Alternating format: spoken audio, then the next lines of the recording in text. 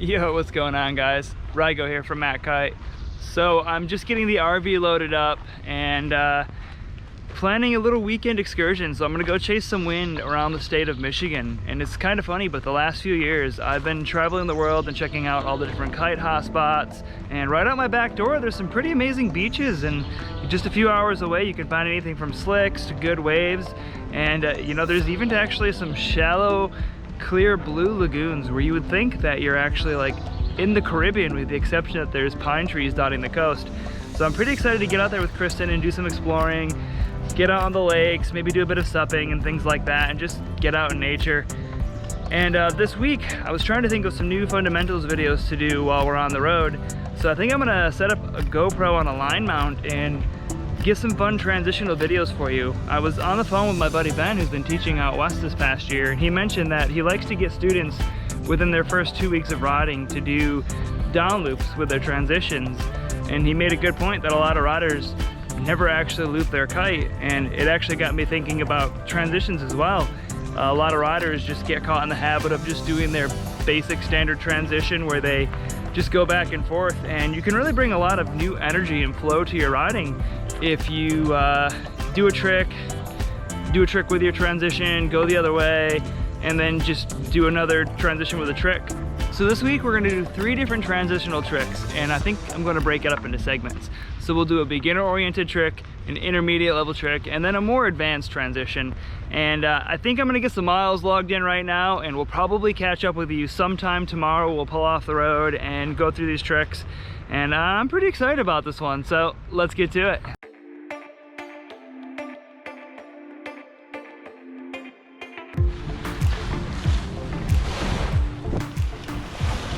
All right, so the first transition on this list is the beginner one, and that's just a half-loaded melon grab to toe side with a down loop. So I know that's a mouthful, but this is actually super simple. You can just pop off of a wave or a piece of chop, or if you want to load your lines, whatever, it doesn't matter. So while riding, hooked in or unhooked, if you want to add extra style points and make it a little more advanced, pop into the air and then bring your back leg into your chest, poke the front leg out, and then just reach down with your front hand and grab the board between your feet on the heel side edge. And as you feel yourself coming down, just land toe side, let the kite pull you downwind, and once you hit the water, put your front hand back on the bar and just pull hard and send that kite down into a loop, and it will pull you into your transition just like a toe side transition. So you should be able to do toe side transitions for this one first. But regardless, it's still very beginner oriented. You're just popping, doing a little grab, landing toe side, down looping, and riding the other way. And grabs are a really important element of kiteboarding that actually seem to get left behind with a lot of riders. So anytime you pop off of a wave, anytime you're in the air doing anything, just try to add a little grab. Even if it's just a little tap with your hand, it's gonna showcase a lot more control and make everything feel better.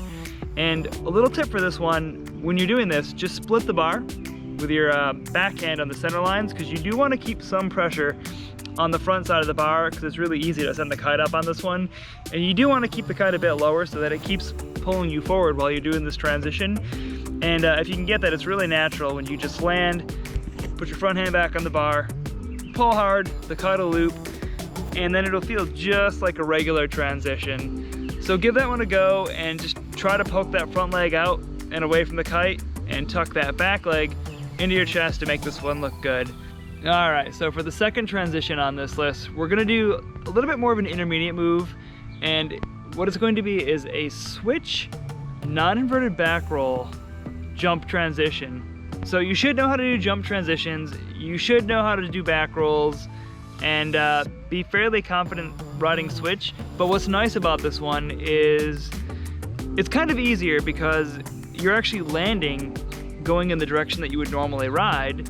And as well, some of the kite movement and redirecting the kite is going to feel more natural because you're not doing a true switch back roll, because you are landing and going the other way. So the trick to this one is to just, you know, get moderate speed, load the kite up, send it towards noon, pull the bar in, and then just look over your front shoulder and send it into a back roll. And you don't have to invert. Keep this one chill, just basically a flat 360 in the air, and be mindful of the kite control bar. So while you're going and loading, you do want to put some pressure on that backhand, and as you go up, put a little more pressure on your front hand while you're doing the roll, and this will keep the kite in the air above you, so you are redirecting the kite.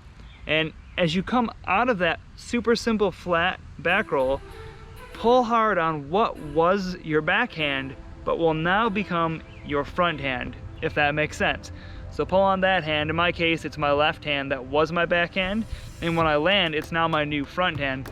So you're gonna be redirecting the kite in the opposite direction, and the timing is important on this one, but probably not as important as you think. And I know people always have a ton of questions on jump transitions, but the reality is there's no magic bullet for the timing because it changes for every size kite that you're using. So the real trick here is while you're doing the roll or whatever trick you're doing, you always want to keep your kite a little bit in front of you. And then when you're landing, you need to redirect the kite.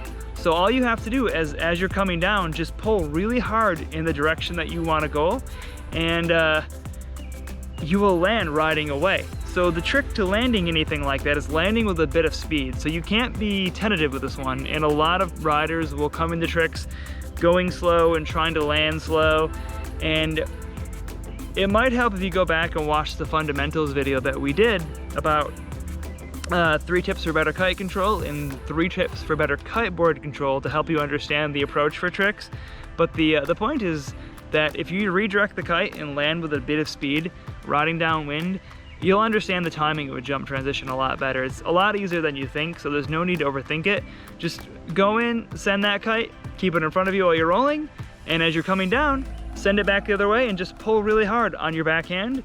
The kite will pull you forward, you'll land naturally, and then you can start to carve back upwind. So it's super easy, it feels super good, and it looks really good. So for the third transition, this one's a bit more advanced, but if you really want to spice things up, this one is a rally to blind with a down loop transition while you're still unhooked. And it's not nearly as hard as you think if you do know how to rally to blind. So obviously a prerequisite to this is you should be super consistent with your rally to blind, and you should be consistent with down loop transitions, which of course if you're doing blind landings unhooked, pretty good chance that you know how to do a toe side transition.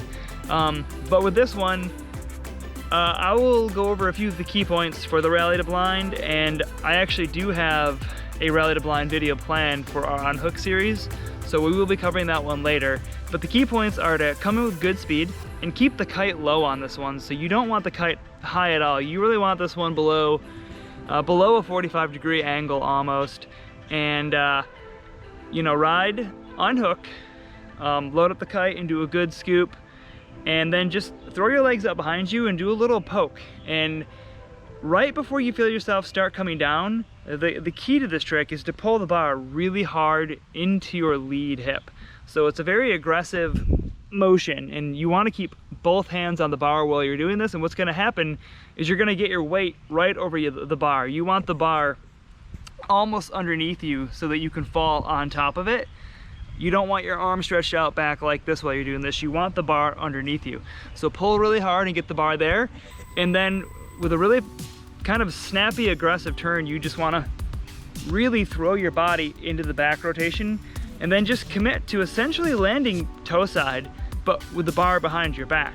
So that's all rally to blind actually is landing toe side, but with your arm wrapped behind you. And the reason this one trips a lot of people up is because they come into it tentatively. So they don't spin aggressively, they don't get the bar underneath them, they let their arm get away. And if you can avoid these two things, this is super easy.